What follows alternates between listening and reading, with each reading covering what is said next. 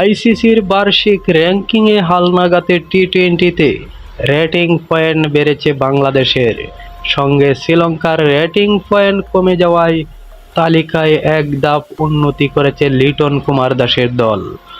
পূর্ব নির্ধারিত দিনে পুরুষ ও নারী টি-টোয়েন্টি দলের র্যাঙ্কিংয়ে বার্ষিক হালনাগাদ প্রকাশ করেছে আইসিসি।